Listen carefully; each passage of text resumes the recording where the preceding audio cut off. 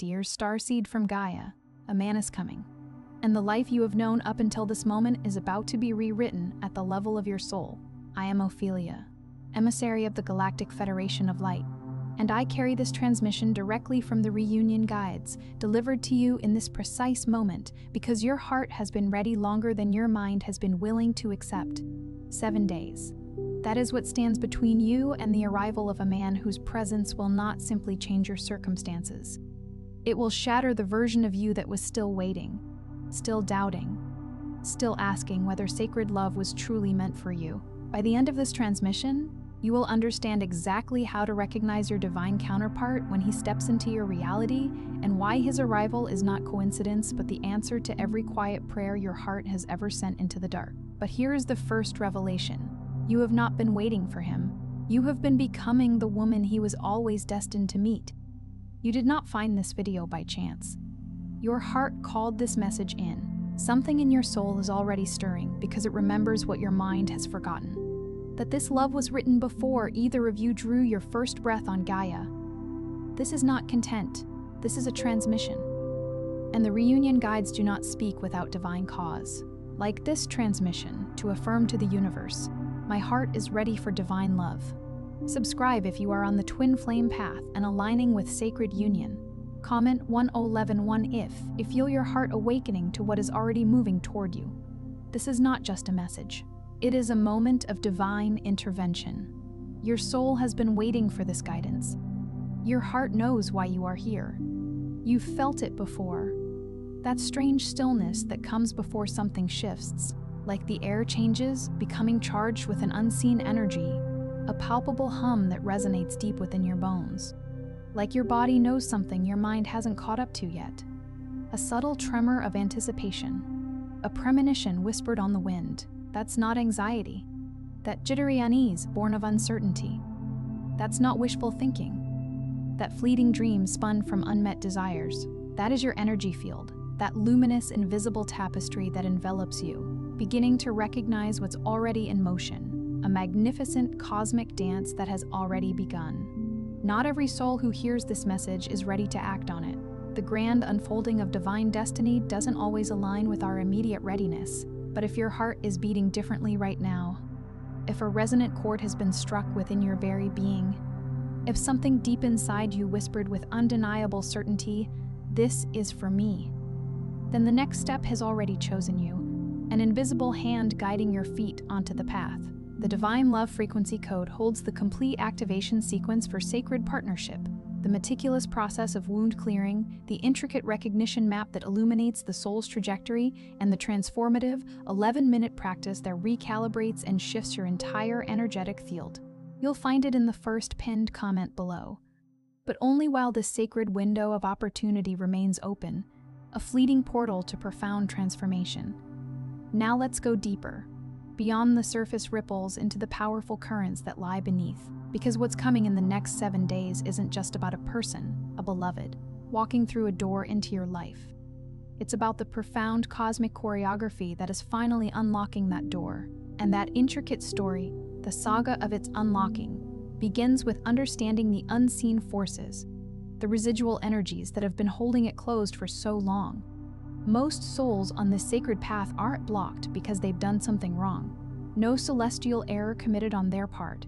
They're blocked because they're still carrying something old, energetic baggage from past experiences, from lifetimes of learned caution. Something that once felt like essential protection, a necessary shield against perceived danger, has gradually calcified into an impenetrable wall, a fortress around the heart. You may have been hurt in ways that etched the belief into your very core that love itself feels dangerous, a treacherous sea to navigate. You may have been disappointed so many times, the sting of unmet expectations a recurring echo, that somewhere along the way, without even consciously realizing it, you quietly stopped fully believing you deserve the profound, soul-stirring love that your soul, in its infinite wisdom, came here to experience. That's the wound that doesn't announce itself with a thunderclap. It doesn't scream for attention. It whispers, a soft, insidious murmur at the edges of your awareness. It tells you to be careful, to tread lightly, to shield your tender heart. It whispers that people leave, that connections inevitably fray, that the act of wanting too much makes you foolish, vulnerable, or weak. And over time, with relentless repetition, that subtle whisper becomes the dominant frequency your heart broadcasts into the world, an energetic signature that permeates your being.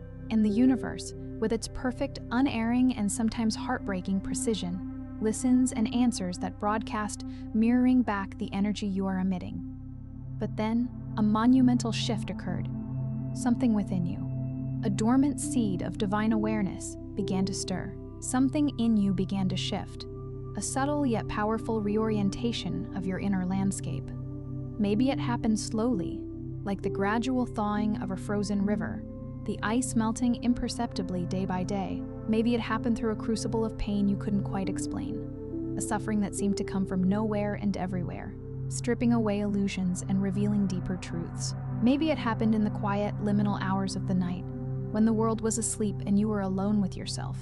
Honest enough, raw enough, to finally admit that you are not meant to live a life bereft of the kind of love that sees all the way through you, that recognizes the luminous soul beneath the layers of human experience. That honest moment, that profound admission, that tiny crack appearing in the seemingly solid wall of your defenses, that willingness to feel the raw truth of your deepest longing without immediately attempting to shut it down or numb it. That was an activation. You may not have understood its significance then, lost in the immediate feeling of vulnerability. But the energetic field around you, the subtle energetic symphony of your being, heard it, and it began to move, setting in motion a cascade of divine alignment. Before your divine counterpart, your soul's true mirror, can arrive, there is a sacred chamber within you that must be unlocked, a profound inner sanctum that holds the key to genuine union.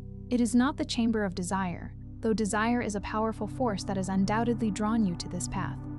Desire, you've had in abundance, a yearning that has propelled you forward. No, this is the chamber of worthiness, the deep, unshakable knowing of your inherent value. This is the first and most essential key, the foundational truth upon which all true connection is built. And so many souls on this path remain standing just outside its threshold, waiting, patiently or impatiently, without realizing that they are the very ones holding the key, the power to unlock it resting within their own hands. Worthiness isn't some external prize that gets handed to you after you've endured enough suffering, or after you've remained alone long enough to prove your resilience, or after you've painstakingly proven yourself patient enough to the universe. It is not a reward for enduring hardship. It is a fundamental truth you must consciously choose to inhabit, to embody, to live from. It is the courageous willingness to look at yourself, not the fractured self that the world has criticized and judged, not the imperfect self that has made mistakes and carries the scars of those missteps, not the self that still carries the lingering grief from love that didn't stay or didn't fulfill its promise, but the soul self, the eternal essence of who you are, the one that chose to incarnate on this plane specifically to experience love at its highest, purest frequency. That self, your true essence, is already worthy. That self was never, not for a single cosmic moment, not worthy. The profound work of this first key is simply to stop arguing with that truth, to cease the internal debate that questions your inherent value, and to embrace it fully. When this key turns, when you truly step into your inherent worthiness, something in your energy fundamentally transforms. You stop presenting yourself to love as a hesitant question mark, a plea for validation. You stop arriving in potential relationships with the subtle energetic stance of asking to be chosen, seeking external approval. Instead, you arrive as someone who has already profoundly chosen themselves, who stands in their own sovereign power and radiant self-love. And that shift is not subtle. It is a seismic alteration of your energetic signature. It is magnetic. It rearranges the very fabric of what you attract into your life, what you allow to enter your sacred space, and what you finally clearly recognize when it stands before you, shimmering with divine synchronicity. The second key is one that many spiritual seekers mistakenly interpret as a lesson in simple patience. It is not about patiently waiting for a person. It is about understanding and embracing the profound power of the mirror. Your divine counterpart does not arrive to magically complete what is broken within you, to fill the voids you perceive. Instead, They arrive to reflect back to you the magnificent extent of the healing you have already accomplished, to show you the wholeness you have already cultivated within. This is why the connection feels so profoundly different when it is real, when it is divinely ordained. It doesn't feel like finding something you've lost. It feels like being seen, truly seen, by someone who recognizes the deepest essence of your soul, not just the surface presentation. It feels like being recognized by someone who sees not the version of you that's been managing, coping, and merely surviving the challenges of life, but the radiant version that has been quietly, diligently, and beautifully becoming. The mirror, the sacred reflection, only functions with clarity and truth when you have done enough of your own potent inner work to look into it, without flinching, without turning away from what you see. If you are still carrying the deeply ingrained belief that you are too much, or conversely, not enough, or that your emotional depth, your intuitive sensitivity is a burden rather than a gift, then the mirror becomes distorted, warped by your own internal judgments. The right person, the divine match, will still arrive, drawn by the magnetic pull of your soul's trajectory, but you won't trust what you see reflected in their eyes. You'll second-guess the authenticity of their gaze. You'll unconsciously push them away, creating subtle energetic barriers. You'll desperately search for reasons, any reason, to convince yourself that this profound connection can't possibly be real. The second key, therefore, asks you to first heal your relationship with your own reflection, to embrace your entire being with unconditional self-acceptance, so that when you see yourself illuminated in another person's eyes, you possess the unwavering courage to believe the truth they are showing you, the truth of your own magnificent essence. The third key is the release, the profound act of letting go. And this is where so many souls find themselves stalling, caught in an energetic eddy, because the very concept of release often feels like loss, like giving up something precious. There are karmic agreements you have been unconsciously honoring, energetic contracts that were never meant to be permanent, ties that have long outlived their purpose.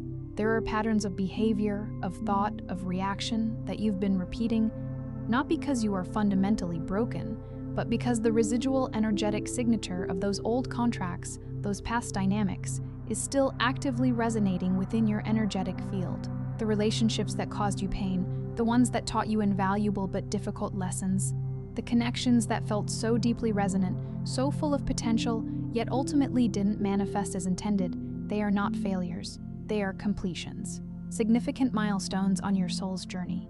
But completion only truly becomes freedom when you consciously choose to release the energetic tether to what was only meant to teach you, to offer wisdom, and not meant to stay as a permanent fixture in your life. This release is not about performing forgiveness, not about putting on a brave face or pretending that the pain wasn't real or deeply impactful. It is about energetically withdrawing your life force, your precious creative energy, from a story that has already concluded, a narrative that has reached its natural end. Every time you find yourself replaying the wound, dwelling on the hurt, every time you wonder what you did wrong or what you could have done differently to alter the outcome, you are inadvertently feeding vital energy into something that has already irrevocably ended. This third key turns when you consciously choose to reclaim that energy, to take it back from the echoes of the past. It is about reclaiming your frequency from the gravitational pull of what was, and with intention, redirecting that potent energy toward the luminous horizon of what is coming. The fourth key is surrender. But let us be very clear. This is not the surrender of giving up, of resignation, of lowering your expectations or convincing yourself that you want less than your soul truly desires. This is the sacred surrender, the divine trust that the timing of your love story is not a cosmic punishment or an arbitrary delay. It is a profound act of precision, a perfectly orchestrated unfolding. There's something of immense importance happening in your life right now, within your personal growth, within your deep healing journey, within the very process of your becoming that is still beautifully unfolding. That is an integral and essential part of the divine preparation. The universe is not withholding love from you. It is meticulously, divinely perfecting the conditions under which this love will be sustainable, authentic, and enduringly real. When you attempt to force love, when you chase after it out of a deep-seated fear that it will never come, that you will be left behind, you inadvertently interrupt a powerful, divinely guided process that is already in sophisticated motion.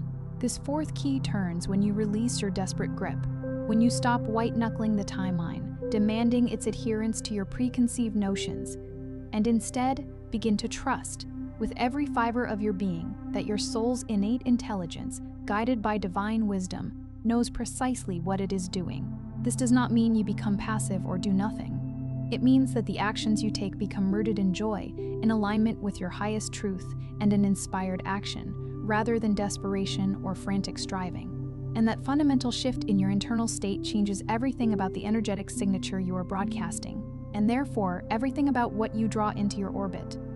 The fifth key is resonance, not strategy, not the carefully rehearsed right words, or the perfectly curated appearance, or the meticulous way you present yourself to the world. It is resonance. Divine love, the purest and most powerful form of connection, does not respond to performance or artifice. It responds to frequency, to the authentic vibration of your being. And your frequency is determined not by the clever words you speak, but by what you genuinely embody in your daily lived experience, the unconscious truths you radiate. If you are living in a state of contraction, of fear, of chronic self-neglect, of constantly numbing the vibrant spectrum of what you truly feel, your signal becomes clouded, indistinct, like a radio station struggling to find a clear channel. But when you are living in alignment with your soul's truth, when you are honoring your own heart's desires, your unique gifts, your own sacred life path, when you are consistently making choices that reflect profound self-love rather than self-abandonment, your signal becomes crystal clear, strong, and utterly unmistakable. What is meant for you, the love that is divinely aligned with your soul's journey, doesn't have to search for you. It finds you.